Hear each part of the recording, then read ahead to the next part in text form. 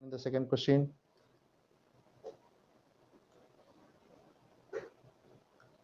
second question, a heater contains a nichrome wire whose resistivity value is 5 multiplied by 10 power minus 7 ohm meter, and the length of the nichrome wire is 5.85 meters. So you have the wire, and that wire is nichrome wire, and its resistivity, because each and every material has its own resistivity value. So nichrome resistivity value is 5 multiplied by 10 power minus 7 ohm meter, and the length of this wire is 5.85 meter with an end-to-end potential difference of 112 volts. That means we are going to apply the voltage of 112 across this wire. Clear? And its dissipation power of 4000 volt. And this question has two parts. In the first part, you are going to find what should be the wire cross-section area. Clear? So that means you have the wire. I'm going to draw the diagram again. So you have the wire, and this wire length is mentioned as, what's the length of the wire? The wire length is 5.85 meter, right? So the length of the wire is 5.85 meter, and the resistivity value of the nichrome wire, which is 5 multiplied by 10 power minus 7 ohm meter, and you are giving the volt from end to end volt. All right, so you are giving the volt to the end to end of the wire, which is V, which is equal to 112 volt. By that, how much power got? The power which is equal to 4000 watt. By using all these, we are going to find what should be the cross-sectional area of the wire. So that means we are going to find the value of A, right? So better I am going to rewrite the information again. The length is 5.85 meter. The resistivity value is 5 multiplied by 10 power minus 7 ohm meter, and the power dissipation power rate, when you give 112 volt, what is the value? Which is 4000 watt, and the voltage applied end to end to the wire is 112 volt. Clear? So now what we are going to find? We are going to find the value of the cross section of the wire. So that means we are going to find the value of the A. Clear? Okay. Now the most important thing, if you want to find the area, actually here we have to use two rules. Why? Because we don't have the particular equation for finding the value of the area. Clear? Because they give the value of the power also. So what I'm going to do, I'm going to use the formula for the resistivity, as well as I'm going to use the formula for the power, right? So in the resistance, what is the rule? In the resistance formula, because resistivity value, the resistivity rule is getting from the equation of the resistance. Am I right? So better I'm going to write the formula for the resistance. What's the value? R, which is equal to rho multiplied by L over area, right? And also we have to include this power. So what I'm going to do, we have three formulas for the power. What are the equations for the power? Power P, which is equal to IV, power P, which is equal to I square R, power P, which is equal to V square over R, right? So these are all the three rules we have. So what I'm going to do, out of these three rules, I'm going to choose this one. Why? Because in these equations, we have the voltage as well as the resistance, right? So I'm going to use this equation. So I'm going to rewrite this equation in terms of resistance. So I'm going to take this equation. I'm going to rearrange this equation in terms of resistance. So R, which is equal to V square over P, correct? So now what I'm going to do, I'm going to equate these two equations for getting the value of the area, right? Clear? Because the left hand side of these two equations is the resistance. So I can equate these two equations, right? So I'm going to equate these two equations. So that means left hand side, I'm going to take rho L over area, which is equal to V square over P. Clear? Because both equations are in terms of resistance, so I'm equating the both two equations. Clear? So now we need the cross-sectional area, so I have to rearrange this equation in terms of area. Therefore, area which is equal to, that means this area will go here and this V square will come to the left hand side of the denominator, and this P is the power, and this power will go to the left hand side of the numerator. Am I right? Therefore, area which is equal to P multiplied by rho multiplied by L over V square, right? Now we are going to substitute the value because we have all the values, right? So we are going to substitute one by one. The power, the dissipation rate when you connected 112 volt, by that we got 4000 watt, and the resistivity of the nichrome, am I right, which is exactly 5 multiplied by 10 power minus 7, am I right?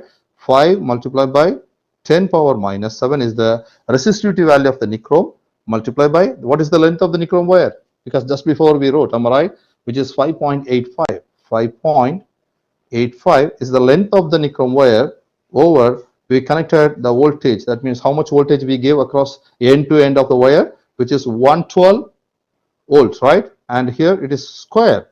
So because in the rule we have the square, so I am just squaring the value. So now if you calculate, you will get the cross section of the wire. So that is the answer for the first question. Clear? Okay, now I am going to calculate 4000 multiplied by 5, 10 power minus 7 multiplied by 5.85 over 112 square. So what's the rule? What's the rule?